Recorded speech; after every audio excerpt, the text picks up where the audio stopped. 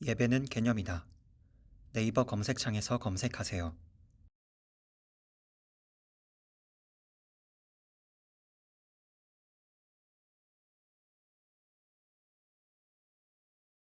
하나님 말씀 보셨습니다. 하나님 말씀 히브리서 10장 36절부터 39절까지 말씀 보시겠습니다. 신약성경 364페이지입니다. 신약성경 364페이지 히브리서 10장 36절부터 39절까지의 말씀입니다. 찾으셨으면 제가 봉독하겠습니다. 너에게 인내가 필요함은 너희가 하나님의 뜻을 행한 후에 약속하신 것을 받기 위함이라. 잠깐 후면 오시리가 오시리니 지체하지 아니하시리라. 나의 의인은 믿음으로 말미암아 살리라. 또한 뒤로 물러가면 내 마음이 그를 기뻐하지 아니하리라 하셨느니라. 우리는 뒤로 물러가 멸망할 자가 아니요 오직 영혼을 구원함에 이르는 믿음을 가진 자니라. 아멘. 시간은 철로역정 29번째 강의가 되었습니다. 겁쟁이와 의심이 오다라는 제목으로 하나님 말씀 증거하도록 하겠습니다. 겁쟁이와 의심이 오다. 한번 우리 본문 볼까요?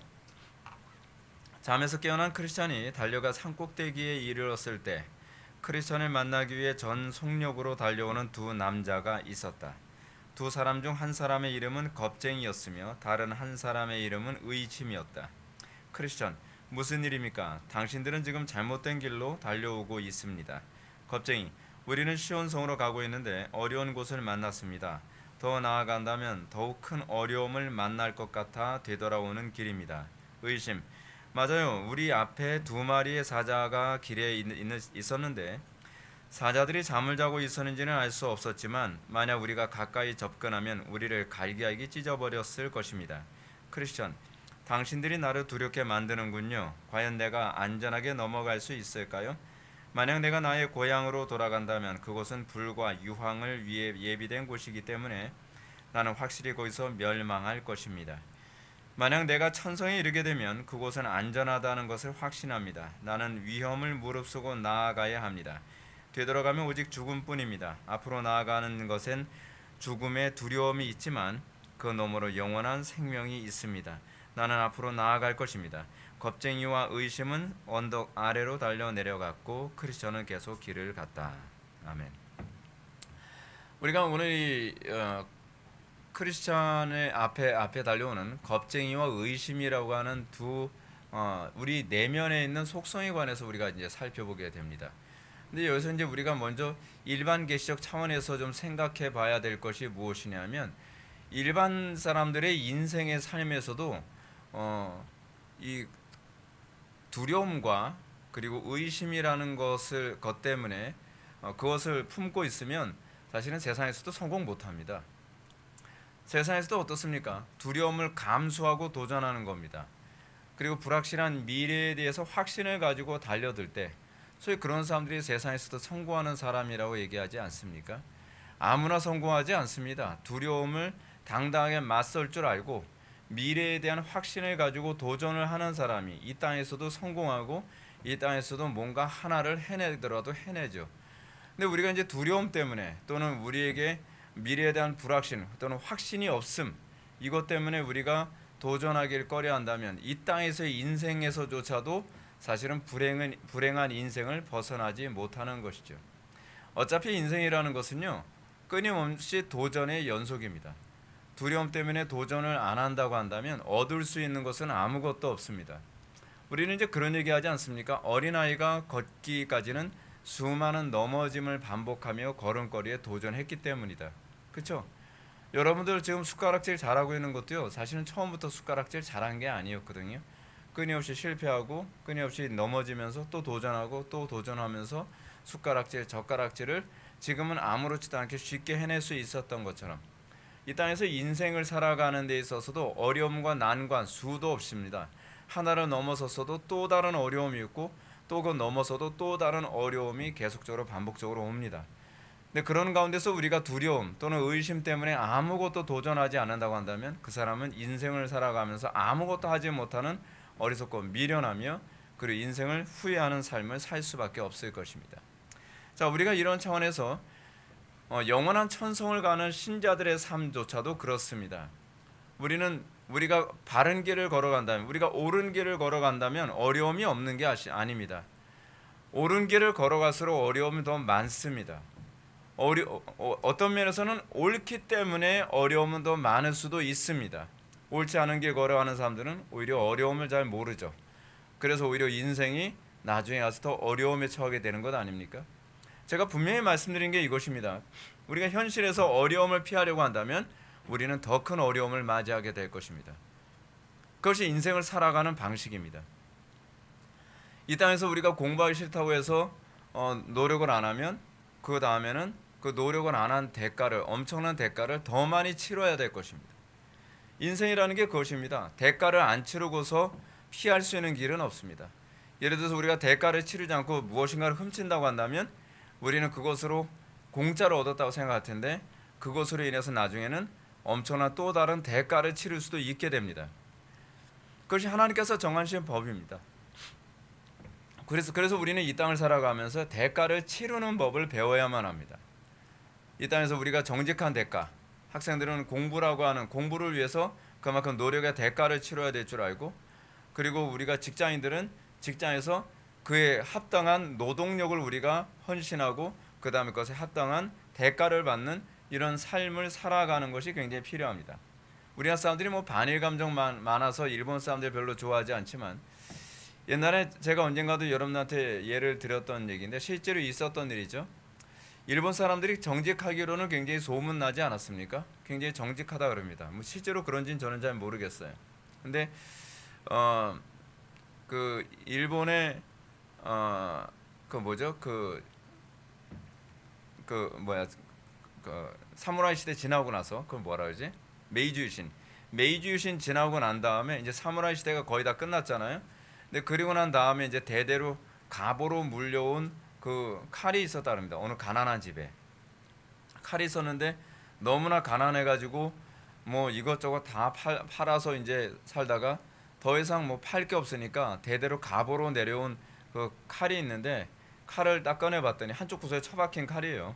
근데 칼을 뽑았더니 녹이 슬고 형편없어서 이거 뭐 몇 푼이나 받겠나 해가지고 그 도검 이제 그 칼을 이제 사는 사람이 있는데 그 사람한테 자기 조상한테 대대로 물려온 사무라이 검이라고 이 감종을 해달라 그러고 이 돈을 얼마나 받을 수 있을까라고 물어봤다는 거예요. 그랬더니 그 일본의 그 도검사가 칼을 쭉 뽑더니 녹이 슬고 굉장히 형편없는 칼인데 칼을 이렇게 쭉 보더니 하는 소리가 당신이 부른 대로 드리겠소 그러는 거예요. 이 사람은 이 검을 감정할 줄 모르기 때문에 그냥 우리나라 돈으로 한 10만 원 드리면 팔겠어? 뭐 이런 식으로 해서 오히려 그냥 쉽게 그것을 얻을 수 있을 수도 있는데 그럼에도 불구하고 이 사람은 정직하게 얘기하는 거죠. 이거는요, 당신이 부르면 부르는 대로 값을 치를 수 있을 만큼 명검입니다. 여러분, 그렇게 대가를 치를 줄 알고 그 대가를 치르는 것을 통해서 얻는 것은요, 사회를 굉장히 건강하게 만듭니다. 자, 우리나라 사회가 가지는 제가 요번에 여러분들 꼭 한번 읽어보세요. 책 장사는 아니지만 예수는 사회주의자였는가라고 하는 사회주의자인가 그 책은 진짜 꼭 읽어볼 만합니다. 뭐 책 빨리 읽는 사람은 그냥 앉은 자리에서 금방 한 뭐 두세 시간 정도만 읽으면 그냥 다 읽을 수 있는 책인데 저는 그냥 꼼꼼히 읽고 좀 생각해보고 읽고 생각해보고 이제 그랬어요. 근데 뭐 내용은 뭐 한 가지 레파토리로 쭉 이제 일관성 있게 가는 내용인데 그 내용에서 그런 얘기를 하는 겁니다. 소위 자본주의 또는 소위 자유주의라고 하는 이 사회의 특징이 무엇이냐 하면 정당한 대가를 치르고 무엇인가 얻으려고 하는 사회라는 거죠. 그렇죠? 근데 문제는 뭐냐면 사회주의라고 하는 것은 사회주의는 그렇죠. 정당한 대가 치르지 않고 뭐예요? 모두가 다 균등하게 모두가 다 똑같이 잘 살 수 있는 사회가 있을 수 있다고 거짓말하는 거죠. 근데 여러분 분명히 기억하십시오. 하나님께서 창조하신 이 세상에서는요, 대가를 치르지 않고 얻을 수 있다고 하는 말은 다 거짓말입니다. 그래서 사탄이 예수님에게도 했던 거짓말 아닌가요? 예수님에게도 뭐라 그래요? 정당한 대가 치르지 않아도 내가 이 모든 세상을 너한테 줄게. 그런 거 없어요. 거기에는 뭔가 사기성이 있는 거죠. 만약에 예수님이 사탄에게 절을 했다면 사실은 더 많은 걸 사탄은 얻었겠죠. 그렇죠? 그것이 이 세상이 돌아가는 방식입니다. 자, 오늘 우리는 겁쟁이와 의심이라고 하는 두 인물을 보였습니다. 굉장히 겁쟁이스럽고 의심, 눈이 퀭한 게 그냥 그렇게 보이지 않나요? 아우, 예, 뭐 거의 좀비 비슷하게 생겼는데 겁쟁이하고 의심이에요. 네, 보기만 봐도 그냥 진짜 겁이 나게 생겼어요. 네, 네가 너무 무섭다. 아니 그거예요. 예, 히브리서 오늘 본문 한번 볼까? 히브리서 10장 36절부터 39절 인내와 약속이라고 하는 부분을 보겠습니다.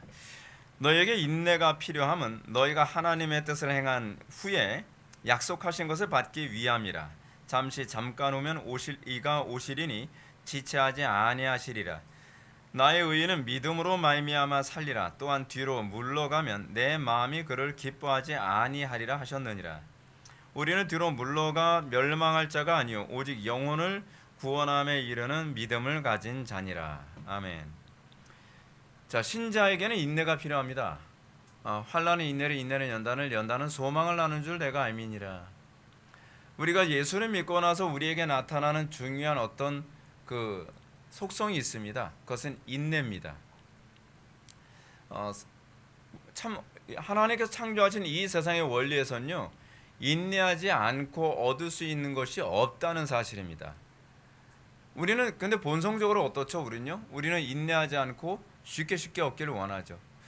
특히 이제 우리나라 사람들은 빨리빨리 문화가 굉장히 발달해가지고 별로 인내하지 않고 빨리빨리 뭔가 성과를 얻기를 원합니다.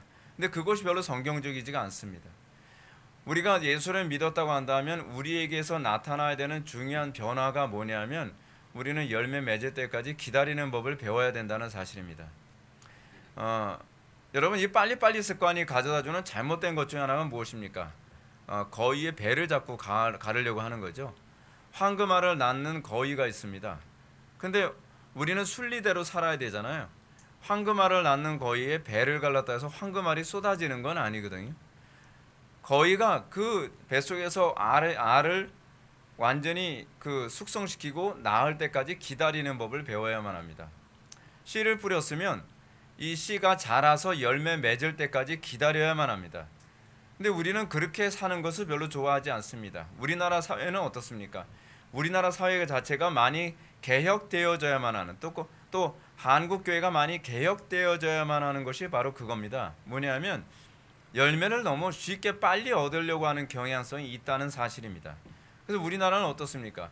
어떻게 하든지 전도를 많이 해서 사람들을 많이 쟁겨 놓으려고 애를 쓰죠. 그런데 사실은 많은 사람들이 모였는데 그 많은 사람들 한 명 한 명이 성숙한 사람, 거룩한 사람, 정말 하나님께서 기뻐하시는 사람이 되도록 만드는 데는 별로 관심이 없습니다. 근데 제가 목회하면서 느끼는 게요, 목회가 정말 어려운 게 뭐냐면 사람들을 모으는 게 어려운 게 아니라 한 명 한 명이 어느 정도 수준까지 올라가는 상태를 만드는 거, 성숙한 신자가 되게 만드는 거, 이게 어렵더라고요. 제가 이제 자녀들을 키워보지 않았습니까? 지금 자녀들을 키우면서 아이들한테 이제 그런 거죠. 뭐 신학서적도 읽히고, 뭐 철학서적도 읽히고, 인문학서적도 읽히고, 막 쟁겨놓으면 머릿속에 막 빡빡하게 막 집어넣으면 굉장히 성숙한, 굉장히 탁월한 아이가 될 줄 알았는데 그냥 그렇더라고요. 네. 별로 시간이 많이 필요한 것 같아요. 네. 우리는 좀 조급해하면 안 되겠다는 생각이 많이 듭니다. 저는 그렇게 될 줄 알았어요. 뭐 이렇게 자꾸 막 집어넣으면 생각보다 애들이 빨리 뭐 성숙해지고 철이 들고 뇌가 자라야 됩니다. 네. 뇌가 자라기 전에는 별로 안 그런 것 같아요. 그 이재용 목사님한테 얘기를 들었는데 그 카도시 아카데미의 그 이재용 목사님이 아이들은 뭐 남자애들한테 제한적인지 모르겠는데 나이가 24살 때까지는 그냥 그 뇌 상태는 청소년기라고 보면 된대요. 그래서 아직 우리 큰아들은 한 5년을 더 참아야 되고 우리 작은아들은 한 7년을 더 참아야 되는구나 생각하니까 아득하게 느껴져요. 근데 여러분, 하나님께서 창조하신 원리대로 기다리고 그리고 씨를 뿌리고 그리고 나지 아니할까 두려워할 것이 아니라 우리가 하나님께서 원하시는 그 노력과 희생을 하게 되면 우리가 눈물로 씨를 뿌리면 때가 되면 기쁨으로 단을 거둘 것을 믿으면서 살아가는 것, 그것이 신앙이 아닌가 생각이 듭니다. 제가 이제 목회를 하면서도 그렇습니다. 굉장히 많은 성도들에게 계속적으로 복음을 증거하고 그리고 가르치고 양육하고, 근데 잘 안 자라는 것 같아요. 그 뭐 좀 잘하는 것 같다가도 어디로 또 도망가 버리고, 또 기껏 어느 정도 이제 양육했다 싶으면 또 새 사람이 와요. 그것도 처음부터 다시 시작을 해야 돼요. 또 처음부터 다시 어느 정도 양육했다 싶으면 또 중간에 도망가는 사람 또 생기고. 근데 그것조차도 하나의 과정이고, 그 과정을 통해서 한국 교회가 그 뭐 도망가봐야 뭐 대한민국 안에서 도망 다닐 게 아니에요. 그럼 뭐 대한민국 안에서 다른 교회 와서 또 선한 영향력 끼치겠죠. 하나님의 선하신 계획과 뜻이 있다고 생각을 합니다. 자, 오늘 본문 보게 되면은 히브리서 기자는 신자에게 인내가 필요한 이유를 이렇게 가르칩니다. 너희가 하나님의 뜻을 행한 후에 약속하신 것을 받기 위함이라. 약속하신 것을 받기 위해서는 무엇이 필요하다? 인내가 필요하다. 인내가 필요하다. 하나님께서 우리 회복의 교회를 통해서 약속하신 것을 받기 위해서는 인내가 필요하겠죠. 하나님께서 열매를 맺게 하실 때까지 인내가 필요할 겁니다. 언제까지요? 그거는 모르죠. 그렇죠? 모르죠. 여러분들이 신앙생활하면서 목사님 저는 왜 이렇게 빨리 성숙이 안 되고 빨리 이렇게 열매가 안 나오는지 모르겠어요. 인내하셔야 됩니다. 때로는 여러분들이 하나님의 말씀대로 산다고 하는데도 불구하고 목사님 특별히 달라지는 거 없는 것 같아요. 하나님의 때가 있습니다. 잠언의 말씀처럼 천하의 범사가 기한이 있고 목적을 이루는 때가 있습니다. 그 때까지 인내하는 것이 믿음입니다. 그 때까지 인내하는 것. 중도에 포기하는 것은 사실은 믿음이 아닙니다. 제가 여러분한테 이렇게 말씀드리고 싶어요. 넘어지는 것은 걱정하지 마십시오. 우리는 넘어졌다 또 일어나면 됩니다. 실패하는 것을 두려워하지 마십시오. 하나님 말씀대로 살다가 또 실패할 수도 있고 또 넘어질 수도 있고 그럴 수 있습니다. 근데 제가 우려하는 것은 포기하는 것입니다. 사탄이 제일 우려하는 것이 뭐냐면 여러분들이 포기를 안 하는 것을 우려합니다. 포기하지 않고 끝까지 인내만 하면 반드시 이기는 싸움입니다. 근데 문제는 뭐냐면 우리가 끝까지 인내하지 못해서 이기지 못한다는 것입니다. 사탄은 그걸 압니다. 우리만 모르지. 그렇죠? 사탄은 끝까지 인내하면 자기네들이 진다는 걸 압니다. 근데 우리는 나지 아니할까 걱정하죠. 우리는 열매가 맺혀지지 않을까 봐 걱정하는 거죠. 마치 뭐하고 똑같아요? 사과나무를 심었습니다. 그리고 사과나무가 자기가 원하는 때 열매 맺지 않는다고 에휴 소용없나 보다 사과나무를 베버리는 거예요. 근데 사과나무를 심고 때가 될 때까지 기다려야 되거든요. 때가 될 때까지 인내해야 되거든요. 근데 그 인내를 끝까지 못하면 사실은 하나님에 대한 믿음이 자꾸 흔들려요. 하나님께서 우리에게 인내 약속하신 것을 받도록 하시는 것을 경험해 본 적이 없으니까 하나님에 대한 신뢰가 자꾸 흔들리는 거죠. 그래서 여러분들 믿음이 강화되는 것은 어떨 때 강화됩니까? 하나님 말씀대로 순종하고 끝까지 인내하는 가운데 약속하신 것을 딱 받게 될 때, 야 하나님 반드시 우리에게 약속을 지켜주시는구나. 그래서 제가 이제 우리 아이들한테 그래서 그렇게 교육을 시킨 거잖아요. 자네들한테 아빠 저 뭐 가지고 싶어요. 그러면 그래 가지고 싶어. 그러면 제가 이제 계산을 해봅니다. 생일이 가장 멀리 있나? 그렇잖아. 성탄절이 가장 멀리 있나? 그 가장 오래 인내할 수 있는 날짜를 딱 잡아가지고 그럼 그날 사줄게. 그런 거예요. 그날 사줄게. 그러면 초기에는 우리 애들이 그 훈련이 안 돼가지고 아빠 언제 사줘요? 그럼 사준다고 약속했잖아. 사준다고 약속했으면 더 이상 조르지 마. 조른다고 해서 그 뭐 빨리 사주는 건 아니야. 그리고 나서 그걸 자꾸 훈련을 시키는 거죠. 왜냐하면 언약과 성취라고 하는 신학적 개념을 어렸을 때서부터 아이들 몸에 익히게 하기 위해서였어요. 그래서 제가 스마트폰에다가 표기를 해놓습니다. 요번 성탄절 날 우리 아들한테 요거 선물해야지. 이걸 해놓고 때가 되면 이제 스마트폰이 가르쳐주죠. 예, 그거 사줘야 돼요. 하면서 이렇게 떠요. 그러면 이제 제가 그 인터넷에 주문을 해가지고 그 선물을 사주죠. 선물을 사주면 애들은 잊어먹고 있어요. 지쳐가지고.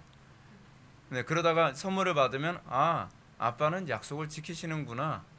근데 그게 하나님에 대한 인식으로 간다고 저는 믿는 거죠. 왜냐하면 하늘에 계시는 우리 아버지가 또 아버지니까 그래서 그 아이들이 커서 하나님은 약속하면 반드시 지키시는 분이라고 하는 부분을 어렸을 때서부터 인식을 시킴으로써 이 아이들이 다른 사람들과의 관계에서도 약속을 지키는 것이 중요하다라고 하는 것을 몸으로 익히고, 그리고 하나님과의 관계에서도 이 약속하신 것을 받을 때까지 인내가 필요하다는 것을 몸으로 익혀가도록 만드는 거죠. 얼마나 이거는지 모르겠는데 하여간 뭐 전 제가 할 수 있는 건 그렇게 하고 있다 그 얘기예요. 그냥 하나님께서 신자에게 약속하신 기업을 받는데 인내가 필요합니다. 그러므로 사도 바울은 우리가 환난 중에도 기뻐한다고 얘기합니다. 환난 중에 왜 기뻐요? 이는 환난은 인내는 연단은 소망을 낳는 줄 알미니라. 그렇죠? 인내가 뭘 낳아요? 나중에 소망을 낳죠. 어떤 소망이요? 약속하신 것을 받는다는 소망. 그래서 우리의 믿음이 거기서 견고해집니다. 견고해져요. 그러므로 약속을 믿는 신자들은 잠깐 후면 오실 약속의 성취를 위해서 뒤로 물러가지 말아야 합니다. 뒤로 물러가고 싶죠. 저도 개척을 하면서 저는 진짜 개척을 해서 지금 19년 차거든요. 19년 차인데 매번 내가 어떻게 19년을 인내했을까? 그게 굉장히 좀 신비로워요. 왜냐하면 뒤로 물러서고 싶을 때가 굉장히 많았거든요. 때려치고 싶을 때가 굉장히 많았어요. 제가 절정이었을 때가 2010년이었는데 그때 정말 힘들었어요. 건강도 최악이었고 교인도 최악이었고 그리고 가정적으로도 최악의 상황이었고 뭐 여러 가지로 최악의 상황에서 어떻게 인내를 했는지 몰라요. 정말 인내도 하나님의 은혜였음을 다시 한번 고백할 수밖에 없습니다. 근데 그렇게 인내하고 나니까 지금 여기까지 왔잖아요. 인내하고 나니까 이런 열매를 맺게 되잖아요. 그죠? 뒤로 물러서면 안 됩니다. 우리가 죽이 되든 밥이 되든 인내하면 하나님께서 원하시는 열매를 맺게 될 줄을 믿으시기 바랍니다. 인내가 필요합니다. 그래서 우리가 하나님 앞에 끊임없이 기도해야 될 게 뭐냐면 주님 끝까지 인내할 수 있게 해주세요. 하나님의 때까지 인내할 수 있게 해주세요. 끝까지 인내하고 나면 생각지 못했던 정말 하나님께서 주시는 열매가 있습니다. 그래서 믿음의 특징은 뭐예요? 언약을 굳건히 믿고 뒤로 물러가지 않고 끝까지 인내하는 것입니다. 뒤로 물러가지 마십시오. 우리가 선한 싸움을 싼다고 확신한다면, 내가 하나님의 편에서 싸우는 것이라는 확신이 있다고 한다면 끝까지 가야 됩니다. 뒤로 물러서면 안 됩니다. 여러분들 아마 각자의 삶 속에서 하나님의 그 선하신 싸움을 하는 사람들이 아마 있을 것입니다. 실패하거나 넘어지는 거 가지고서 낙심하지 마십시오. 사탄이 가장 많이 사용하는 게 낙심이라는 무기입니다. 정말 낙심이라는 무기만큼 우리를 힘들게 만드는 것이 없어요. 그러니까 우리가 소망으로 구원을 얻은 만큼 반대로 우리는 낙심과 절망으로 우리는 구렁텅이에 빠집니다. 그러니까 우리가 낙심과 절망에 주저앉을 것이 아니라 그 가운데서 그리스도 안에 있는 소망을 바라보는 그 믿음의 훈련이 필요합니다. 그리고 우리가 끝까지 인내하게 될 때에 하나님께서 우리에게 좋은 열매를 주실 것을 확신해야 되는 거죠. 여러분들 농사꾼들이 농사를 하는 데 있어서 별의별일 다 생기죠. 우리 아버지가 목회하시던 곳이 이제 시골이다 보니까 우리는 뭐 때가 되면 그냥 뭐 마켓에 가서 뭐 쌀 사 먹고 뭐 하고 하지만 그 동네에서는 매번 쌀을 수확하기 전까지 엄청나게 많은 어려움이 있습니다. 처음에 이제 모판에다가 이제 그 모종을 심고 그리고 나서 그거 가지고 이제 처음에 봄에는 막 이렇게 심잖아요.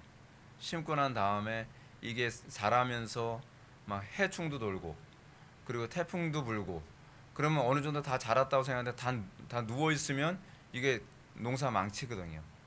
근데 이 농사꾼들이 대단한 믿음이 있는 게 뭐냐면 이렇게 하면 반드시 열매를 거둘 거라는 확신이 있어요. 그렇죠? 왜죠? 이 사람들이 한두 번 겪어봤나요? 끝까지 인내하면 아무리 어려우고 태풍이 불고 장마가 지고 뭐 홍수가 나도 얘네들을 끝까지 일으켜 세우고 끝까지 얘네들이 죽지 않게만 하면 열매를 맺는다는 확신이 있는 거예요.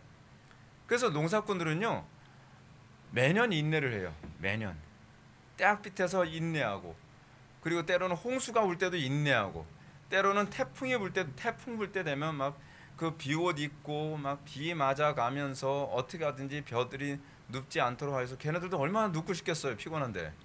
근데 눕지 않게 하려고 막 뭐 묶어주고 뭐 세워주고 난리도 아니에요 막. 근데 그렇게 하면서 뭐예요? 열매를 맺을 것이다. 얘네들이 우리가 이렇게만 해주면 열매를 맺을 것이다라고 하는 걸 믿는 거죠. 그러면서 그것을 확신을 얻는 거예요. 매년 그래 왔으니까. 우리 인생에서도 여러분 수많은 문제들이 있을 때 우리도 얼마나 둘러놓고 싶습니까? 얼마나 포기하고 싶을 때 얼마나 많습니까? 근데 그러는 가운데서 우리가 확신을 갖게 되는 것이 뭐냐면 내가 끝까지 인내할 때마다 오늘 본문 말씀처럼 어떻게 약속하신 것을 받게 되어지는 확신이 자꾸 누적이 되면 우리의 믿음이 더 견고해지는 거죠. 그래서 믿음은요 순종하지 않는 자에게는 견고함이 없습니다. 그렇죠? 모래 위에 세운 집같이 쉽게 무너집니다. 좀 어려움 있으면 낙심돼서 쉽게 주저앉아 버려요. 근데 하나님 말씀대로 끝까지 인내하고 순종하며 열매를 맺어본 사람들, 이것이 많으면 많을수록 비가 오고 창수가 나고 뭐 어려움이 와도 끝까지 인내하며 열매를 맺는데 더욱더 견고해지는 거죠. 여러분들이 이런 열매를 좀 많이 맺었으면 좋겠습니다. 때로는 그렇잖아요. 아무리 기도해도 뭔가 달라지는 거 없다. 근데 끝까지 인내하면서 기도하다 보면 열매를 맺습니다. 예. 제가 부교육자 생활하면서 그런 일을 얼마나 많이 겪었는지 모릅니다. 부교육자 생활하다 보면 별합을 희한한 교회 굉장히 많습니다. 정말 제가 부교육자 생활한 교회들 중에서 정상적인 교회다라고 생각되는 교회는 몇 교회 없었어요. 근데 그런 교회에서 제가 사역을 하면서 진짜 나지 아니할까 염려하면서 말씀을 증거하고 그리고 막 어려움 당하고 그리고 학생들한테 막 그 저항도 받아가면서 그러는 가운데서 인내하는데 나중에는 체력도 다 떨어지고요. 목소리도 잘 안 나오고 진짜 정신적으로 이 스트레스를 너무 많이 받아가지고서 더 이상 인내하기 힘든 그런 상태까지 막 가는 때가 거의 대부분입니다. 근데 때가 되면 꼭 열매를 맺어요. 때가 되면 애들이 변화돼요. 때가 되면 부흥이 일어나요. 새로운 역사가 나타나는 거죠. 여러분들이 그런 거를 자꾸 경험을 한다면 하나님에 대한 믿음이 더욱더 견고해질 것을 믿으시기 바랍니다.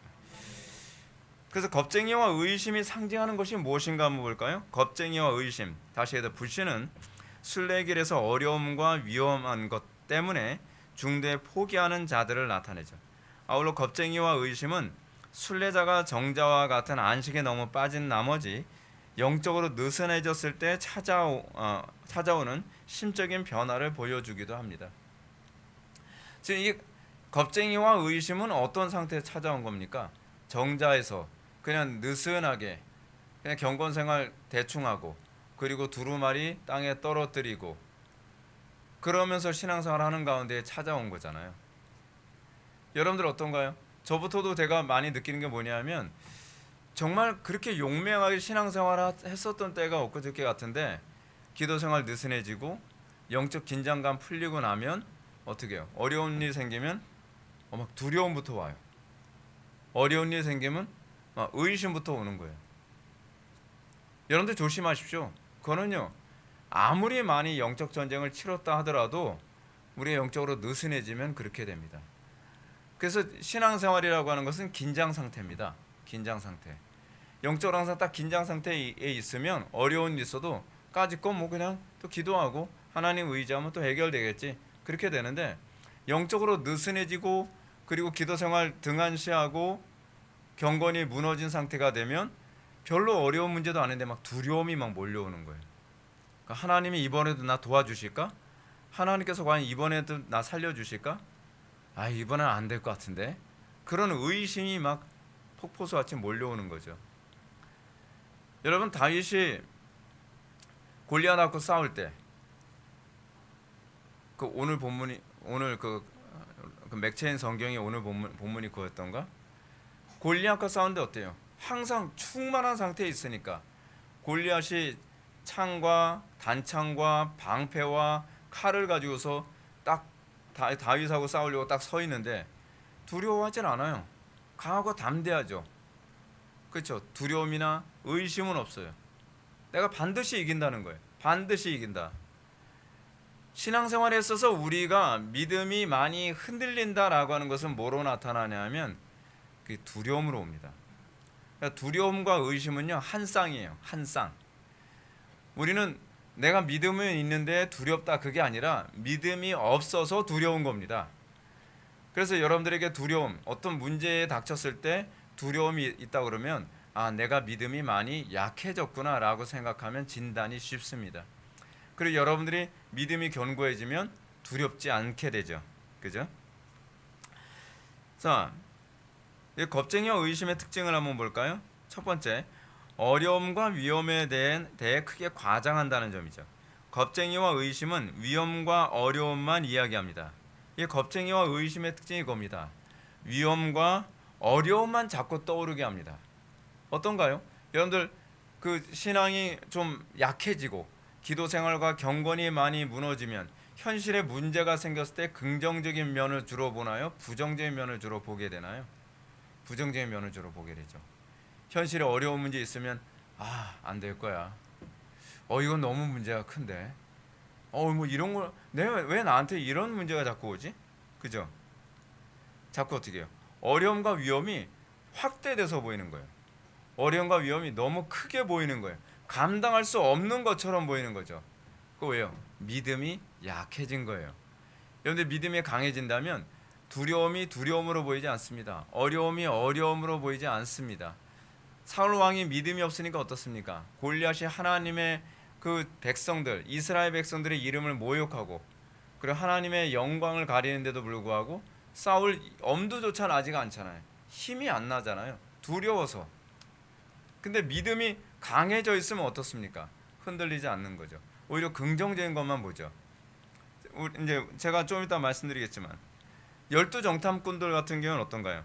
12정탐꾼 중에서 10명의 정탐꾼이 이 민수기에 나오는 사건인데 민수기에 나오는 사건을 신명기에서 모세가 다시 언급하는 예가 나와요. 신명기 1장 27절에서 그들이 이렇게 얘기합니다. 여호와께서 우리를 미워하심으로 아모리 족속의 손에 넘겨 멸하시려고 우리를 애굽 땅에서 인도하여 내셨도다. 이렇게 평가를 합니다. 현실에 대한 해석이 달라지는 거예요. 현실에 대한 해석이. 그리고 적들이 얼마나 커 보이는지 그들은 뭐처럼 보인다고요? 그들은요 거인족처럼 보이고 그리고 자기네들은 뭐처럼 보인다고요? 메뚜기처럼 보인다는 거예요. 자기 스스로를 메뚜기처럼. 하나님과 관계가 두려우니까 하나님과 관계가 많이 틀어져 있으니까 자기 자신들이 메뚜기처럼 보이는 거예요. 근데 진짜 메뚜기 같은 다윗은 진짜 거인인 골리앗 앞에서 그렇게 보이지가 않는 거예요. 오히려 골리앗이 우습게 보이는 거죠. 골리앗의 칼이 우습게 보이는 거죠. 골리앗의 창이 우습게 보이는 거예요. 여러분 우리가 이 여호수아와 갈렙에게서도 그게 보입니다. 여호수아와 갈렙이 뭐라 그럽니까? 이 사람들은 오히려 우리는 그들에 비하면 메뚜기 같습니다. 저 사람들은 네피림 즉 거인 같습니다라고 이렇게 얘기하는데 이 여호수아와 갈렙은 뭐라 그래요? 저거 뭐 한 끼니 식사거리도 안 됩니다. 저들은 우리의 밥이라 그렇게 얘기하잖아요. 그렇죠? 그게 허풍이 아니에요. 그게 믿음을 가진 사람의 특징이에요. 근데 허풍은 어때요? 싸우지 않을 때는 다 밥이야 밥. 근데 정작 싸울 때는 메뚜기야 그렇게 바뀌는 거죠. 그게 허풍이에요. 현실 앞에서 담대하게 얘기하는 것은 허풍이 아니라 그것이 진정한 믿음이고 위기 아닐 때는 굉장히 용감한 척 위기 아닐 때는 다 할 수 있는 척 근데 위기 닥치면 어디에 숨으려고 막 숨을 곳만 찾아다니는 거 그게 이제 허풍쟁이들의 특징이죠. 우리는 어떤가요? 우리는 위기 닥쳤을 때 그 위기를 넉넉하게 이길 수 있는 그런 담대함이 우리에게 있나요? 위기가 커 보입니까? 아니면 위기를 오히려 이길 수 있는 담대함이 우리에게 옵니까? 아무리 어려워도 이길 수 있다. 아무리 어려워도 하나님과 우리의 관계만 제대로 있으면 다 이길 수 있다.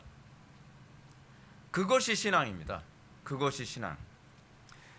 그 두 번째로 하나님의 약속을 믿지 않았다는 것. 겁쟁이와 의심의 특징이 그겁니다. 하나님의 약속을 믿지 않습니다. 참된 신자는 지금까지 인도하신 하나님을 믿는다면 장래에도 인도하실 것을 믿어야 합니다. 그러나 이들은 이전에 하나님의 도움을 기억하지 않고 현재 어려움에 떨고 있었습니다. 이런 모습은 이제 10명의 정탐꾼들에게서도 잘 나타났죠. 그렇죠? 한번 우리 신명기 1장 30절과 31절 한번 좀 보시기 바랍니다. 신명기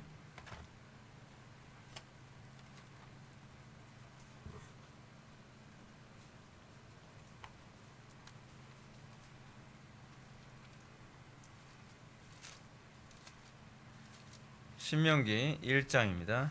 민수기 신명기 1장 30절과 31절 말씀. 30절과 31절 말씀 제가 읽겠습니다. 너희보다 먼저 가시는 너희 하나님 여호와께서 애굽에서 너희를 위하여 너희 목전에서 모든 일을 행하신 것 같이 이제도 너희를 위하여 싸우실 것이며 광야에서도 너희가 당하였거니와 사람이 자기 아들들을 안는 것 같이 너희 하나님 여호와께서 너희가 걸어온 길에서 너희를 안으사 이곳까지 이르게 하셨느니라. 이게 이제 하나님께서 이스라엘 백성들에게 주시는 약속이죠. 하나님께서 이스라엘 백성들 어떻게 했어요? 많은 고난과 어려움 가운데서도 하나님께서 대신 앞서 나가 싸우셨죠. 지금도 그럴 것을 여러분들 믿으시기 바랍니다. 그 하나님은 지금도 동일하신 하나님이십니다. 여러분들 삶 가운데 어려움과 난관이 있을 때 하나님이 싸우실 것을 믿어야 되는 거예요. 대적들이 커 보이는 것이 아니라 하나님이 커 보일 때까지 기도하셔야만 합니다. 여러분들의 믿음이 목사님 전 계속 두려운데요. 그렇다고 한다면 여러분들은 문제가 작아 보이고 하나님이 커 보이실 때까지 기도하십시오. 그것이 믿음의 기도입니다. 그리고 나면 우리는 넉넉히 이기는 것을 경험하게 될 것입니다. 자, 세 번째, 불평을 퍼뜨려 다른 사람들로 하여금 두려움을 갖게 한다는 점입니다. 교회 안에 겁쟁이와 의심이 있습니다. 교회 안에는 겁쟁이와 의심의 문제는 뭐냐면 자기 혼자 겁에 질려 있고 자기 혼자 의심을 하는 것으로 끝나는 것이 아니라 다른 사람들에게 그 두려움과 그 의심을 전염합니다. 뭘로요? 말로, 불평으로. 그죠? 크리스천은 겁쟁이와 의심의 말을 듣고 처음에는 두려워하게 됐습니다. 10명의 정탐꾼들도 가나안 땅에 대해서 악평을 하여 다른 사람들 하여금 두려움에 떨도록했죠. 이 여호수아와 갈렙을 제외한 이 10명의 정탐꾼들은 하나님의 안목으로 현실을 보지 않았습니다. 그래서 주변 사람들에게 너들 가면 다 죽어. 지금 하나님께서 우리 여기까지 인도하셨지. 거기 들어가면 거기서는 우리 공동묘지 되는 거야. 다 죽는 거야. 그래서 막 선동을 하는 거예요. 여러분 얼마나 무섭겠습니까? 얼마나 무섭겠어요. 자신의 안목을 여러분 믿음의 사람과 불신의 사람이 여기서 나타나게 됩니다. 믿음의 사람은 자신의 안목을 가지고 사람들한테 소망을 줍니다. 그죠? 여기서 여호수아 갈렙이 뭐라고 얘기합니까? 오직 여호와를 거역하지 말라. 또 그 땅 백성을 두려워하지 말라. 그들은 우리 밥이라. 그들의 보호자는 그들에게서 떠났고 여호와는 우리와 함께 하시느니라. 그들을 두려워하지 말라. 여호수아와 갈렙의 눈에는 현실이 그렇게 보이는 겁니다. 이게 믿음의 눈을 가진 사람에게 나타나는 특징입니다. 근데 믿음의 눈이 아니라 불신의 눈을 가지고 있는 사람들은 하나님께서 날마다 내 삶을 망가뜨리고 나를 죽이려고 하는 것이라고 자꾸 생각을 하는 거예요. 과연 이런 사람들이 이 사회에서 어떤 영향을 끼칠 수 있겠습니까? 공동체 안에서도 그렇습니다. 여러분들 제가 이제 목회를 19년을 목회하다 보면 이런 유형의 사람들이 상당히 많이 있습니다. 성경적으로 이렇게 살아야 된다.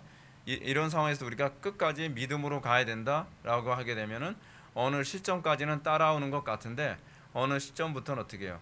야, 김 목사가 이거 뭐 이러다 안 되겠다. 김 목사 따라가면 큰일 나겠다. 그래서 자꾸 선동하는 사람이 자꾸 나와요. 자꾸 불평하는 사람이 자꾸 나와요. 사람들한테 공포를 자꾸 주죠. 그렇죠? 그렇게 되면 그 사람들에 의해서 교회가 아수라장이 나는 거예요. 좀 우리나라도 좀 그렇지 않은가요? 국가적으로나 교회적으로 이런 사람들이 두려움을 빌미로 불신과 선동을 자극합니다. 여러분 그 선진국이 아닌 좀 저질인 나라들의 특징이 뭐냐면 공포를 가지고 얘기하면 그냥 쉽게 선동이 돼요.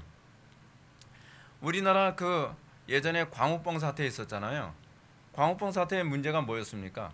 막 공포를 가지고 얘기하니까 이성을 잃어버리는 거예요. 그 미국산 쇠고기 먹으면 어떻게 된다고요? 뇌 송송 구멍탁 뭐 그렇게 그러면서 뭐 미국산 소고기로 인해서 만든 뭐 소고기 스프도 먹으면 안 된다. 아니 그것까지 믿어요. 아, 저는 믿을 수가 없었어요. 어떻게 그걸 믿지? 사람들이? 근데 사람들이 막 공포에 질려 있으니까 어떻게 해요? 막 그거 선동하면 라면도 먹으면 안 되는 것처럼 막 라면 뭐 그래서 여러분 그동안 그때 어땠습니까? 그 음식점에 딱 들어가면요, 우리 소고기는 호주산, 뭐 어디산 그런 거예요. 그 우리 고기는 뭐 미국산이 아닙니다. 뭐 이런 식으로요. 그 저는 미국산 없나요? 아, 미국산 싼데, 그렇잖아요.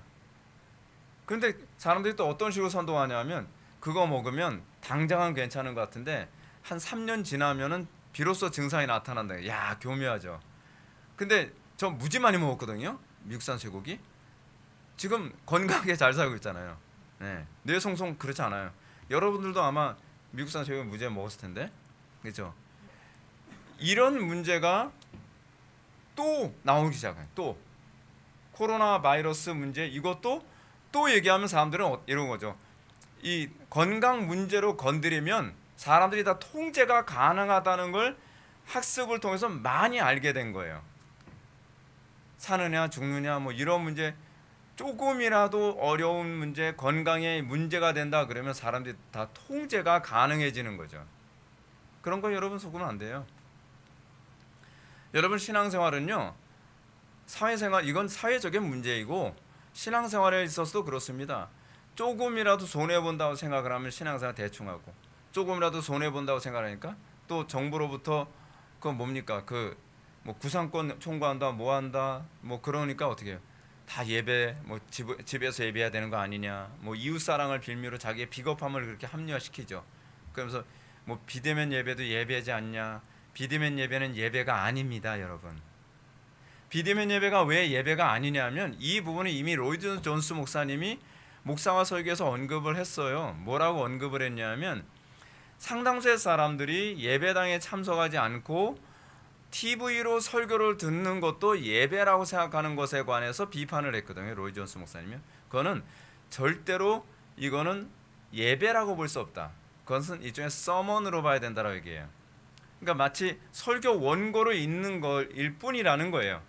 예배라고 하는 것은 예배당에 참석을 해서 직접 설교를 들을 때만 그것이 참된 예배로서의 설교지, 인터넷으로, 그 당시에 인터넷은 아니었지만 그 당시에 TV나 라디오로 설교를 들을 수 있었잖아요. 근데 그거는 설교집을 읽는 거하고 별반 차이가 없다라고 이미 그렇게 얘기했어요. 근데 아니, 우리 개혁파 쪽에서는 로이 존스 목사님 그렇게 좋아하고 그분 책 많이 읽었다고 하는 사람들이 어떻게 그건 잘 떠오르지가 않나 보죠? 뇌송송인가 그분들? 여러분, 그건요 예배가 아닙니다. 그거는 그냥 지식을 그냥 읽는 것 뿐이에요. 단지 귀로 읽는 거죠. 참된 믿음은 위기 때에 그 실체가 드러나게 되는 것입니다. 위기 때에도 그 일관성을 유지하느냐가 그게 신앙입니다. 근데 위기 때에 그 일관성이 흔들려요. 위기 때에 생각이 달라진단 말이에요. 그리고 자기가 과거에 불신이라고 얘기했던 것, 과거에 자기가 비난했던 부분에 관해서 교묘하게 합리화시키고 있어요. 그건 믿음이 아닙니다. 참된 믿음은 이런 문제에 봉착했을 때 하나님께 기도하게 하고 언약을 바라봄으로써 두려움과 불신을 떨치고 옳은 길을 가도록 합니다. 참된 믿음은 뭔지 아십니까? 어려움이 있을 때 피할 길을 찾는 것이 아니라 어려울 때 기도하는 자리에 나오는 것이 믿음입니다. 어려울 때 하나님의 뜻을 구하는 게 믿음입니다. 근데 지금 한국 교회가 지금 어떤가요? 어려움이 있으니까 쉽게 이 문제를 피할 길을 찾잖아요. 아니요. 쉽게 그 문제를 피하는 것이 아니라 정확하게 하나님의 뜻대로 살아가는 법을 배워야 합니다. 그때가 하나님께서 우리의 믿음을 저울질할 때거든요. 하나님께서 네가 얼마나 지혜롭게 잘 피해가나 보자 그러실 것 같은가요? 하나님은 그거 보시는 게 아니에요. 하나님께서 우리의 지능을 보시는 것도 아니고, 하나님께서 우리가 얼마나 영리하게 행동할까를 그걸 보시는 것이 아니라, 하나님께서는 너 이런 상황에서도 네 믿음 지킬 수 있어? 이 상황에서도 너는 네가 평소에 옳다고 믿었던 대로 순종하고 따를 의향이 있어라고 묻는 거죠. 제가 자주 말씀드리는 것처럼 다니엘이 하루 3번씩 예루살렘을 향해서 기도했다 그럽니다. 예루살렘을 향해서 기도하던 다니엘을 보고 다니엘의 대적자들이 어떻게 얘기합니까? 왕이시여, 왕 이외에 다른 어떤 신에게도 구하지도 기도하지도 못하게 하소서. 그럼 만약에 다른 신에게 구하거나 기도하는 자는 사저굴에 쳐 넣어 죽인다는 그 법을 공포하소서라고 얘기했단 말이에요. 그래서 그 어인을 찍었어요. 그런데 다니엘이 그 왕의 조서에 어인이 찍힌 것을 알고도 어떻게 했어요? 일관성을 계속 유지하죠. 일관성을요. 동일하게 창문을 열고 예루살렘을 향해서 기도를 하고. 근데 여러분 그렇게 기도했더니 믿음으로 딱 기도하니까 어려움이 딱 피해가나요? 아니에요, 여러분. 착각하지 마세요. 우리가 믿음으로 산다 해서 어려움이 피해가는 것이 아니라 우리는 믿음으로 살아가면서 어려움을 이기는 것뿐입니다. 그것이 신앙입니다. 다니엘이 어려움을 피해간 것이 아니라 사자굴까지 들어갔습니다. 그 가운데서 하나님의 영광이 나타난 것이죠. 하나님께서 그렇게 영광을 받으세요. 하나님께서 우리들에게 그걸 보기 원하시는 거예요. 근데 우리는 그렇게 생각하죠. 하나님, 내가 하나님 말씀대로 살았는데 왜 어려움이 오죠? 하나님께서 하나님 말씀대로 살면 어려움 안 온다고 어디 말씀하신 적이 있나요? 전 그런 구절 좀 있었으면 좋겠어요. 근데 그런 구절이 없어요. 성경은요, 의로 인하여 핍박받는다고 틀림없이 가르치고 있습니다. 의로 인해서 핍박을 받는데 어디까지 가요? 끝까지 인내해야죠. 끝까지 하나님을 믿는 믿음으로 하나님을 찬양해야죠. 그 가운데서 하나님의 함께하심, 그 가운데 하나님께서 우리에게 복주심이 나타나는 거예요. 근데 고난을 당하는 데까지 갔다가 끝까지 인내하지 않아요. 하나님은 원망해요. 그러면 사실은 우리는 그런 것을 볼 기회가 우리에게 주어지지 않는 거죠. 믿음은 위험과 불확실성을 뛰어넘습니다. 환경보다는 언약을 바라보게 합니다.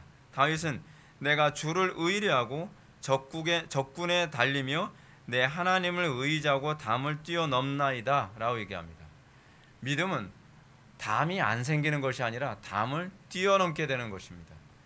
그래서 여러분 신앙생활 성경대로 신앙생활하게 되면요, 위험이 안 오는 것이 아니라 위험이 많이 옵니다. 근데 그 위험을 뛰어넘는 연속이에요. 그래서 여러분들 정상적으로 신앙생활했으면 여러분들 간증거리가 넘쳐야 돼요. 간증거리가 많이 생길 수밖에 없죠. 왜냐하면 말씀대로 살면, 하나님의 뜻대로 살면 계속 장애가 계속 오거든요. 근데 그 장애를 계속 뛰어넘는 거예요. 제가 여러분들한테 설교하다 보면 제가 굉장히 많은 간증을 하잖아요. 그 성경대로 살다 보니까 온 위기들이거든요. 하나님 말씀대로 살다 보니까 생긴 어려움이에요. 하나님 말씀대로 안 살았으면 어려움도 없었고요. 하나님 말씀대로 살지 않았으면 그 간증도 없습니다. 간증이 없다는 것은요, 인생을 잘못 살았다는 거예요. 저는 위기도 많이 있었는데 위기가 간증거리는 아니죠. 위기를 뛰어넘는 게 간증거리죠. 사드락 메삭 아벳느고가 하나님 말씀대로 살았어요. 그래서 사드락 메삭 아벳느고가 고난 풀불 앞에까지 갔어요. 그거는 간증거리가 아니죠. 풀불 안에 들어간 가운데서 살아나온 것, 그 가운데서 주님을 만난 것, 그게 간증거리죠. 근데 많은 사람들이 그럽니다. 저도 하나님 말씀을 살면서 저도 풀불 앞에서 뜨뜻하게 손도 좀 째고 왔어요. 손 째고 온 게 그게 우리의 간증거리가 아니죠. 저는 거기 가서 손 쨘 게 아니라 저는 선탠까지 하고 왔다니까요. 머리까지 막 그으르고요. 그게 아니라니까요. 우리는 그 안에서 그리스도를 만나는 것. 하나님께서 우리에게 고난을 주실 때, 위기를 주셨을 때 항상 여러분들이 염두해야 될 게 뭐냐면, 주님께서 나를 만나 주시려나 보구나 라고 생각하면 거의 맞아요. 주님은 항상 그 고난 가운데서 기다리고 계세요. 근데 그 고난 가운데 그냥 무닥가리로 들어가게만 하면 되는 것이 아니라 기도하며 어려울 때일수록 더 기도하고 더 그리스도를 붙잡고 그 가운데서 주님께서 그분이 초월적으로 나를 이렇게 도우시더라. 우리가 무슨 신비한 체험하자고 하는 소리가 아니에요. 하나님 말씀대로 살면 그런 신비한 체험이 따라오죠. 따라오는 거예요. 내가 그 체험을 하려고 애를 쓴 것이 아니라. 제가 언젠가 그런 얘기 했었잖아요. 또 이런 얘기하면 또 신비주의자라고 얘기할까봐 좀 걱정인데, 제가 굉장히 몸이 안 좋은 상태에서 하나님 말씀에 순종하고 그래서 집으로 돌아왔는데 몸이 너무 안 좋아서 그냥 들어놓은 상태가 됐거든요. 그러면서 너무 마음이 간절하니까, 하나님, 지금 내 옆에 부모님이 계신다면 부모님이 저를 안아주셨겠죠. 네, 하나님이 제 아버지시오니 저를 안아주세요. 제가 몸이 너무 아파요. 그랬더니 진짜 주님이 와서 안아주세요. 그거는 여러분들 그런 체험하려고 애쓴다고 해서 되는 게 아닙니다. 체험은요 계획대로 오질 않아요. 성경 어디에 아브라함이 체험하려고 자기 자식 죽이려고 했겠습니까? 성경에 그런 사건이 없어요. 성경은요 체험이 목적이라서 체험한 사람이 없어요. 하나님 말씀대로 순종하다 보니까 생각지 못했던 체험을 갖게 하시는 거죠. 그게 신자된 삶의 특징입니다. 그래서 우리는 체험주의자들이 아닙니다. 우리는 하나님 말씀대로 살다 보니까 초월적인 하나님이 개입하지 않으면 믿음을 지킬 수 없으니까 하나님께서 그런 체험을 하게 하시는 거죠. 그죠? 거기서 간증이 있는 거예요. 겁쟁이와 의심의 설득 봅시다. 겁쟁이와 의심은 크리스천에게 순례길을 멈추고 돌아가야 할 당위성을 다음 같은 말로 설득합니다. 첫째, 겁쟁이는 우리는 시온성으로 가고 있는데 어려운 곳을 만났습니다. 더 나아간다면 더욱 큰 어려움을 만날 것 같다 되돌아가는 길입니다. 겁쟁이나 그렇지 않으면은 이 의심이 지금 어디를 향해서 간다고 얘기합니까? 시온성으로 가고 있다고 얘기합니다. 순례의 길 가고 있다는 거예요. 우리 다 순례의 길 다 간다고 얘기하지 않습니까? 순례의 길 가면 어떻게 해요? 여러분들 신앙생활하면서 고난이 없을 거라 생각합니까? 그건 다 미신이죠. 미신이에요. 여러분들 사람들 그런 얘기합니다.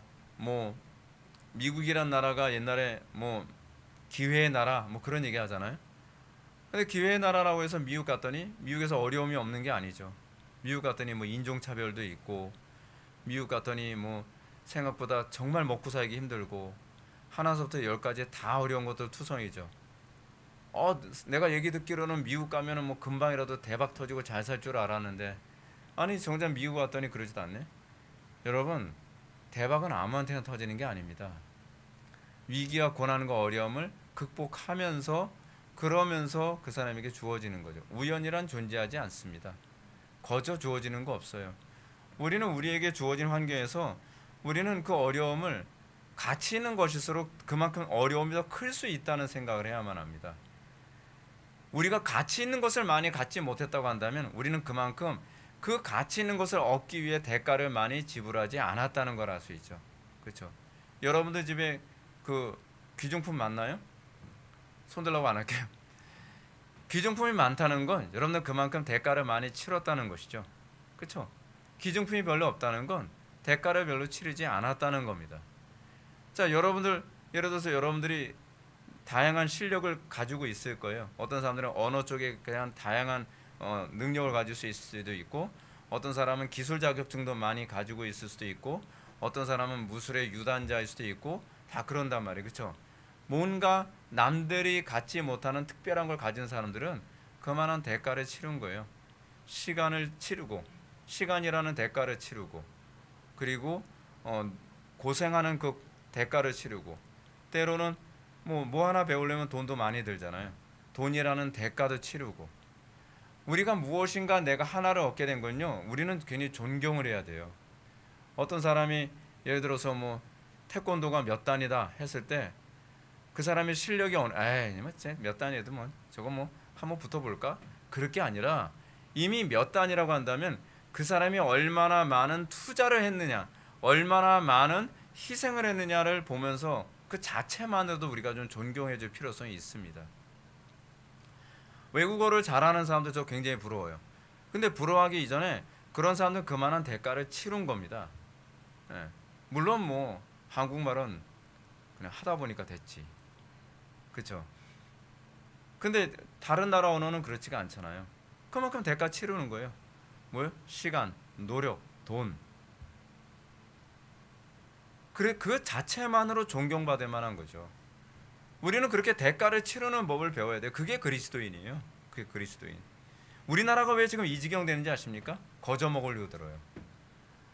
C.S. 루이스가 그런 얘기합니다. 한 나라가 사회주의로 가게 되어지는 가장 전형적인 국민적 심성이 있는데 그건 시기심이라는 거예요. 시기심. 시기심은 뭐죠? 자기는 노력하지 않고 똑같은 수준으로 평가받고 싶어 한다는 거예요. 왜 저 사람은 나보다 더 성적이 좋아? 끌어내리는 거예요. 나는 노력하지 않고 올라갈 생각을 하는 것이 아니라 나는 노력하지 않고 이 상태에서 저 사람을 끌어내려서 평준화시키자는 거예요. 그러니까 이런 얘기가 나옵니다. 메이첸이 얘기했던가? C.S. 루이스가 얘기했던가? 이런 얘기를 해요. 우리에게 있어서 자유가 주어졌다고 하면 우리는 그만한 대가를 치른 것이고, 우리에게 있어서 평등함을 추구한다면 우리는 그만큼 노예로 살 것이다. 적절한 얘기 아닌가요? 시기심이 지배하는 나라가 되면 안 됩니다. 이순신 장군이 왜 죽었죠? 시기심 때문이죠. 넌 나보다 똑똑하면 안 돼. 넌 나보다 잘 나오면 안 돼. 그러니까 자꾸 끌어내리고 그 시기심으로 밟아버리는 거예요. 우리나라가 지금 우린 대한민국 역사, 조선시대 역사, 과거의 역사들은요, 그놈의 시기심이 역사를 계속 망쳐놓은 거예요. 근데 그 시기심의 절정이 뭐냐면 사회주의예요. 나보다 부자인 사람을 배 아파서 견디지 못하고 나보다 똑똑한 사람을 배 아파서 견디지 못하는 거예요. 그래서 뭐 어떻게 해요? 대학교도 다 평준화 시켜버리죠. 공부 잘하는 사람 그런 거 있으면 안 된다. 그럼 뭐죠? 다 공부를 못해야죠. 모두가 다 공부를 잘하는 쪽으로 가는 것이 아니라 모두가 다 공부를 못하는 쪽으로, 모두가 다 잘 사는 쪽이 아니라 모두가 다 못 사는 쪽으로. 그렇죠? 어리석은 거죠. 어리석은 거예요. 평등 너무 추구하면 안 됩니다. 평등을 추구하게 되면 반드시 노예 길을 가는 것밖에 방법이 없습니다. 대가를 치르는 법을 배워야 돼요. 게으름이 사람을 그렇게 악하게 만듭니다. 그 청교도들은 뭐라고 얘기하죠? 게으름은 만악의 근원이라고 얘기해요. 만악의 근원. 두 번째, 의심은 바로 우리 앞에 두 마리의 사자가 길에 있었는데 사자들이 잠을 자고 있는지 깨어 있는지 알 수 없지만 만약 우리가 가까이 접근하면 우리를 갈기하기 찢어버렸을 것입니다. 여기서 여러분 여기서 진짜 심각한 문제가 뭐냐면 그랬을 거라는 거예요. 실제로 그 사자가 갈기하기 자기를 찢었을지 어떨지는 도전도 안 해보고 두려움에 떠는 거죠. 10명의 정탐꾼들의 문제가 뭐죠? 전쟁도 안 해보고 싸워보지도 않고 우리가 싸우면 다 죽을 거야. 근데 사실은 아니거든요. 지금 여기서 지금 두 마리의 사자가 들어가지 못하도록 지키는 것은 아름다운 궁전입니다. 아름다운 궁전은 비국교도 교회를 말하거든요. 그리고 두 마리의 사자는 영국 국교회의 박해를 말합니다. 번연은 이 이미지를 통해서 당시 영국 국교회가 비국교도 교회를 박해했던 상황을 묘사하고 있는 것이거든요. 그러면서 성공회, 그러니까 국교회는 성공회를 얘기하는 거죠. 성공회를 다니지 않고 장로교나 침례교 같은 비국교회를 다니게 되면 핍박이 오니까 그럼 우리가 갈기하기 다 찢길 거야. 근데 정작 믿음으로 그 신앙의 길을 걸었을 땐 사실은 끝까지 인내할 수 있는 힘을 하나님께서 주시거든요. 여러분, 우리가 지레 겁먹으면 안 됩니다. 우리가 하나님 말씀대로 순종하면 어려움을 이길 수 있는 힘을 주실 것을 믿으시기 바랍니다. 하나님께서 우리에게 승리케 주실 것을 믿으시기 바랍니다. 교회사가 그 입증을 해줍니다. 근데 이 싸움을 싸워보지도 않은 사람, 어려움을 도전도 안 해본 사람은 항상 내가 도전하기 싫으니까 핑곗거리로 만드는 거예요. 내가 노력하기 싫으니까, 내가 그 부분에 대해서 헌신하기 싫으면 자꾸 뭐라 얘기합니까? 예를 들어서 그러겠죠. 저렇게 하면 저 사람 다 망하게 돼 있어. 해보지도 않고. 저렇게 하면 고난 당할 수밖에 없어. 실패할 수밖에 없어. 해보지도 않은 사람들이 그래요. 근데 여러분, 어떤 사람이 위대한 사람인지 아십니까? 미래를 점치는 사람이 아니라 도전해보는 사람들입니다. 우리는 자꾸 이런 식으로 얘기하기 좋아합니다. 자기는 도전도 안 해보고 내가 생각하면 해보기엔 그렇게 하면 안 돼. 근데 정작 자기는 도전도 안 해보고서 세상을 주도하는 사람은요, 실패하고 패배할 것 같아도 도전하는 사람입니다. 제가 목회 사역하면서 부교육자 생활하면 이제 그런 얘기. 제가 이제 우리 교회는 수련회 가게 되면은 프로그램이 전혀 없잖아요. 그거는 제가 예전부터 하던 행동이었거든요. 다른 교회에서 수련회 같은 거 할 때마다. 그럼 제가 수련회 하면서 제가 좀 이렇게 고정관념이 저는 없거든요. 성경의 원리에 맞는다 그러면 저는 그냥 남들이 한 번도 시도해보지 않아도 그냥 하는 거예요. 좀 우리 교회가 그렇잖아요. 우리 교회 애들하고 같이 예배하는 거 다른 교회에서 전혀 시도해본 케이스 가운데 맨 땅에 헤딩하듯이 하는 거고, 홈스쿨링도 맨 땅에 헤딩하듯이 해보는 거고, 그리고 수련회 갔을 때 아무 프로그램 없이, 그럼 다들 뭐라 하냐면, 아, 그거 안 될 것 같은데요? 안 될 것 같은데요? 제가 전도서 할 때도, 전사님, 그거 진짜 재미없을 것 같은데요? 재미없을까? 너 아직 경험 못 해봤잖아. 도전해봐야지. 근데 도전해보면 상황이 달라요. 생각했던 거하고 달라요. 주변에 많은 사람들이 부정적으로 얘기하지만, 여러분, 이것이 성경의 원리에 부합한다고 한다면 반드시 승리한다는 것을 믿어야만 합니다. 반드시 되더라고요. 예, 우리 교회도 애들하고 같이 예배 드리면 안 된다? 애들하고 예배 드리면 시끄럽다? 그렇지 않잖아요. 하나님께서 함께 하시면 됩니다. 하나님과 함께 하지 않으니까 문제인 거지. 그것이 신앙이고, 그래서 기독교는 위대한 거예요. 믿음으로 산다는 것이 위대하고 탁월한 거죠. 근데 믿음이 없는 사람들은 자꾸 부정적인 것만 자꾸 얘기해요. 안 될 걸, 이렇게 하다 보면 비참해질 걸, 이렇게 하면 쫄딱 망할 걸, 뭐 이렇게 하면, 여러분, 그런 거에 귀 기울이면 안 돼요. 오늘날에도 신자가 믿음의 길에 들어서기 위해서는 이런 두 마리 사자 같은 어려움을 날마다 통과해야만 합니다. 날마다 통과해야 돼요. 두 마리 사자에 관해서는 이제 다음 시간에 언급하겠지만, 두 마리의 사자가 지키고 있는 그 사이에서 정확하게 중심을 잡고 그냥 두려워하지 말고 걸어가면 절대로 그 두 마리의 사자가 해를 입히지 못한다 그러잖아요. 우리가 믿음으로 그 길을 올곧게만 가면 반드시 승리할 걸 믿으시기 바랍니다. 그리고 여러분들이 경험하시고 그 체험을 여러분들의 자녀들에게, 여러분들의 후손들에게 심어줘야 될 필요성이 있어요. 보게 되면 참된 신앙은 그 이후에도 계속되는 키질 안에서 알곡과 가라지가 걸러지는 과정이라는 생각을 해야만 합니다. 하나님께서 왜 두 마리의 사자를 교회 안에 들어오기 전에 세워놨을까요? 여러분들 그거 경험하지 않았나요? 우리가 처음 오게 됐을 때 다양한 사자들이 기다리고 있어서 교회를 오려고 그랬더니, 목사님 교회 오려고 그랬더니요, 뭐 가족들이 핍박을 해요. 교회 오려고 그랬더니 직장에서 어떻게 해요. 교회 오려고 그랬더니 뭐 남편이 구박을 해요. 뭐 교회 오려고 그랬더니 뭐 아내가 뭐라 그래요. 제 친구 중에 하나도 제가 뭐 복음을 증거했더니, 아, 나도 교회 다녀야 되는데 나 교회 나가면 내 아내하고 정말 대판 싸우게 되고 자녀들하고도 별로 사이가 안 좋아질 거야. 그런 거예요. 지레 겁먹고. 그 친구에게는 아내와 아이들이 두 마리의 사자인 거예요. 사자인지 호랑인지 고양인지 모르겠는데 기다리고 있다고 생각을 하는 거예요. 근데 믿음으로 그걸 돌파하면 반드시 승리하는데 말이에요. 우리는 날마다 그런 문제를 가지고 우리는 저울질을 받습니다. 여러분, 교회에 나오는 거 쉽게 나온다고 생각하지 마십시오. 각 사람마다 다 교회 나오기 어려운 상황이 있습니다. 그리고 여러분들이 교회 나와도 계속적으로 두 마리의 사자와 같은 문제들이 여러분들에게 기다리고 있을 겁니다. 그걸 극복하면서 하나님이 나의 진정한 보호자시구나, 그거를 여러분들 확신하게 되는 겁니다. 이미 도끼가 나무 뿌리에 놓였으니 좋은 열매를 맺지 아니하는 나무마다 찍혀 불에 던져지리라. 나는 너희에게 회개하게 하기 위하여 물로 세례를 베풀거니와 내 뒤에 오시는 이는 나보다 능력이 많으시니 나는 그의 신을 들기도 감당하지 못하겠노라. 그는 성령과 불로 너희에게 침례를 베푸실 것이요 손에 키를 들고 자기의 타작마당을 정하게 하사 알곡은 모아 곳간에 들이고 죽정이는 꺼지지 않는 불에 태우시리라. 날마다 하나님께서 여러분들을 퀴즈를 합니다. 자, 여러분들이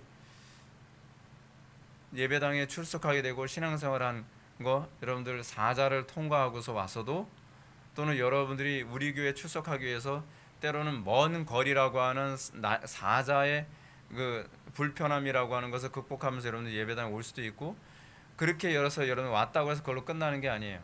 그 안에서 또 다른 유형의 사자들이 여러분들을 기다리고 있죠. 또 퀴즈라고, 또 퀴즈라고. 교회 안에서 교인들끼리 싸우는 모습 보면서 또 여기서 퀴즈를 해서 또 날아가는 사람이 있고, 교회 안에서 또 어떤 문제가 생겨서 또 그것에 퀴즈로 날아가는 사람이 있고, 여러분들 끝까지 인내하는 거.